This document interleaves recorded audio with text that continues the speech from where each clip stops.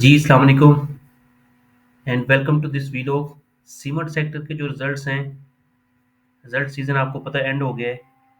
तो cement sector के जो रिजल्ट्स हैं वो कैसे रहे वो हम आपसे डिस्कस करते हैं। ये एक समराइज़ सारा की सारी एक ब्रोकरेज कंपनी है, उसने सारी समराइज़ की हुई है। तो हम डिस्कस करते हैं। ये जो लकी सीमेंट की कंसोलिडेटेड रिजल्ट्स थे, उसमें 9% का इंक्रीज़ है। मैपल लीफ सीमेंट के जो कंसोलिडेटेड रिजल्ट्स थे उसमें कोई गेन नहीं है, 0% है।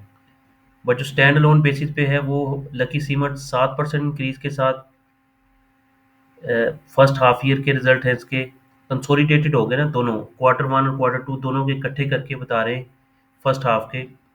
फौजी सीमेंट के 19% की टॉप लाइन जो है उनकी रेवेन्यू जो है वो इंक्रीज की है। Kohat cement -4%, Cherat cement 0%, maple leaf cement stand loan basis पे 5% इंक्रीज है revenues. DG Khan cement 6% increase है। पानियर सीमेंट में 11% की कमी है और अटक सीमेंट 5% का इजाफा है जी। और ग्रॉस प्रॉफिट जो रहे हैं 65 बिलियन रुपीज़ के कंसोलिडेटेड थे लकी सीमेंट के। मैपल लीफ सीमेंट के 12 बिलियन रुपीज़ कंसोलिडेटेड प्रॉफिट्स थे और स्टैंड अलोन थे 11.8 बिलियन। जो 11 में स्टैंड अलोन है वो उसमें डोमिनेंट फैक्टर है 11.8 बिलियन के साथ।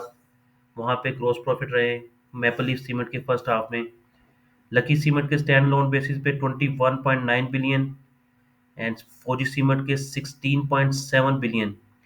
ये जो एब्सोल्यूट वैल्यूज है ये भी बड़ा मैटर करती हैं। मकसद है मैपल लीफ देखें 11.8 बिलियन है, फौजी सीमेंट 16.7 बिलियन है।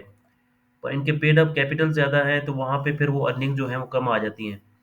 Kohat cement 8 billion, Cherat cement 7.6 billion और डीजी हाँ cement 8.4 billion rupees, pioneer cement 6 billion and अटक सीमेंट 2.9 बिलियन।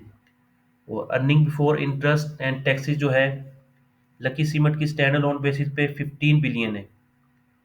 और बाकी ओवरऑल जो डाइवर्सिफिकेशन है उसकी अपना कंसोलिडेटेड बेसिस पे 51.8 बिलियन है। और यहाँ पे सिर्फ 15 बिलियन फ्रॉम सीमेंट सेक्टर।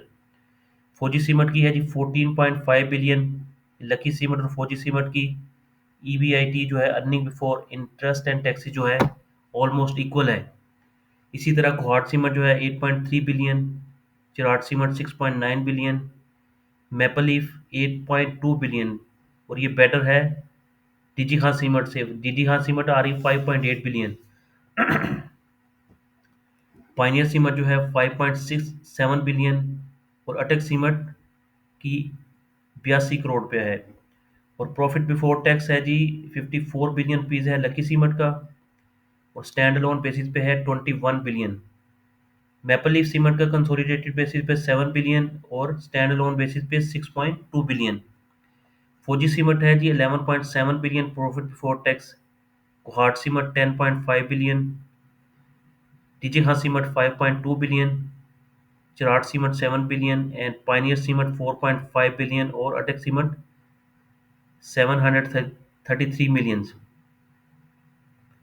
और बाकी ये टैक्सेस लगे हैं प्रॉफिट आफ्टर टैक्स की ग्रोथ जो है लकी सीमेंट की 1% है, फौजी सीमेंट की 38% की ग्रोथ है और कोहाट सीमेंट की 55% की ग्रोथ है, Cherat cement 51%, maple leaf cement 35%, DG Khan cement 234%, pioneer cement 6% और अटक सीमेंट की है -68%। और सिर्फ एक चिराट सीमेंट है जिसने डिविडेंड अनाउंस किया है और पाइनियर सीमेंट ने 5 रुपये दिए हैं, काफ़ी दिल निकाला है इसने। और चिराट सीमेंट ने 1.50। बाकी सीमेंट सेक्टर को कोई पता नहीं है कि डिविडेंड देना है कि नहीं देना।